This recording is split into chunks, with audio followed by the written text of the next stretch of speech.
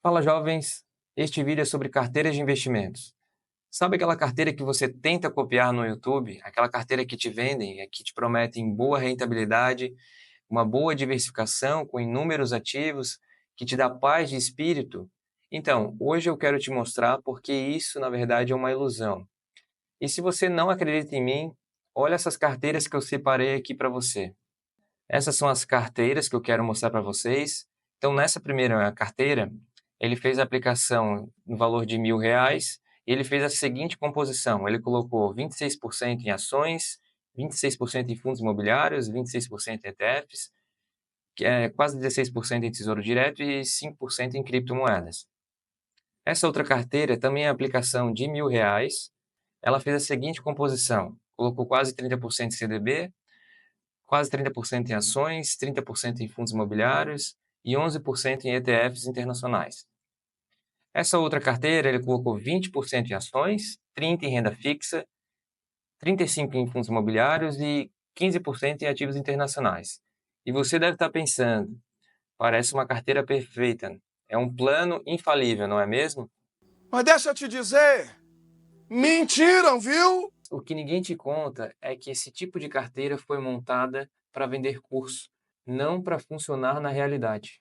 E o motivo é bem simples. Cada pessoa tem um perfil, um momento de vida e um nível de conhecimento, e isso muda tudo. Olha essa última carteira, uma carteira de um inscrito. Então, ele estava analisando a carteira dele e ele tinha 76% em fundos imobiliários, 23% em ações e um pouquinho em criptomoedas. Então, ele deu uma olhada nos fundos imobiliários da carteira dele e esses eram os fundos que ele tinha dentro da carteira, né? São 8 fundos imobiliários e, para quem não sabe, fundos imobiliários são ativos que têm a rentabilidade de renda fixa, mas o risco de uma renda variável. Então, eu peguei três ativos aqui, eu escolhi aleatoriamente três ativos e fiz a comparação com a nossa renda fixa, o nosso CDI. Esses aqui são os resultados da comparação. Então, aqui estão os fundos imobiliários em comparação com o CDI. Esse gráfico é um gráfico de comparação de rentabilidade, tá? Então, ele não diz respeito à valorização das cotas, nem à desvalorização das cotas, é apenas em relação à rentabilidade, para saber se o ativo está sendo mais rentável que o outro. Então, se a gente olhar o gráfico, a gente já consegue ver que o único ativo foi esse fundo imobiliário. Então, se eu tivesse investido R$ 1.000 após 5 anos, eu teria 1.620, enquanto no CDI eu teria 1.527. Isso significa que seria interessante eu ter parte do capital nesse fundo, né, porque ele é mais rentável. Lógico que rentabilidade passada não reflete a rentabilidade futura, mas para mim, eu estaria mais confortável em investir nesse ativo do que em outro fundo imobiliário com mais riscos, né, e que não bate um CDI. Então, resumindo, eu não teria a maioria desses fundos imobiliários na minha carteira, até porque a maioria deles não batem o CDI, como eu falei, e então não faria sentido. Eu vejo a importância de não seguir uma carteira que eles te vendem por aí, até porque tem mais a desvalorização das cotas, né? Ó, veja o fumo que ele está tomando aqui, ó, iniciativo. Está tomando 42%, então não faz sentido para mim deixar em fundos imobiliários, poderia deixar no CDI, sem nenhuma variação de cotas, né? Não perderia esse dinheiro. E se você acha que é só fundos imobiliários que perdem para o CDI, olha essa ação que eu escolhi aqui. Eu fiz a comparação, então, de Usiminas com o CDI, e no período de 3 anos. Então, vamos supor que no dia 3 de maio, você entrou no YouTube, viu a recomendação de alguém desse ativo e decidiu comprar.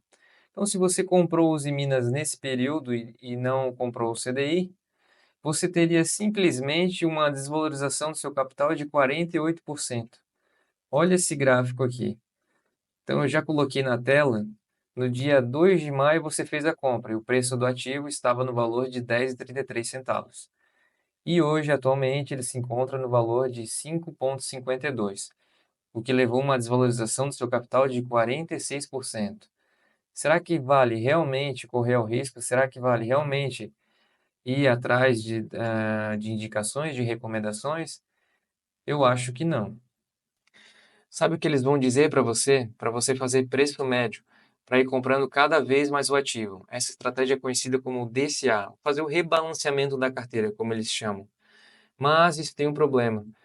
Isso só funciona quando o ativo está em tendência de alta, quando o gráfico está em tendência de alta, não um gráfico em tendência de baixa. Olha esse gráfico de Uzi Minas. Ele está em tendência de baixa. E como é que eu sei que ele está em tendência de baixa? Porque o preço do ativo ele não consegue superar o preço do topo anterior. Você consegue perceber? E os fundos também, ele vem fazendo fundos cada vez mais baixos. Né? Ó, fundos mais baixos, não superando o topo anterior.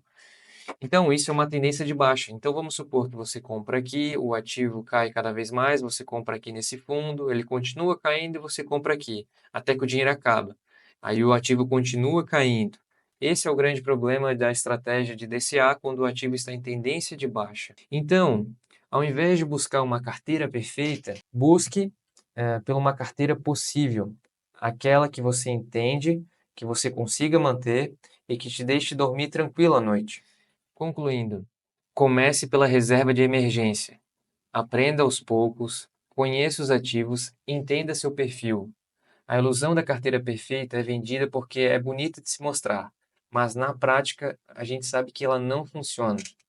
O que funciona mesmo é simplicidade, consistência e paciência. Não caia nessa ilusão, não caia nessa armadilha. Eu vou te mostrar aqui, ó, para você não cair nisso, que é muito comum, ó, a gente ver isso aqui, ó, isso aqui é uma armadilha. 10 tokens para fazer 1000%. Será que esse token faz 50%? Não caia nessa, tá? Isso é muito comum, ele só quer pegar a visualização. Não caia nessa. Se você gostou desse vídeo, curte e até a próxima.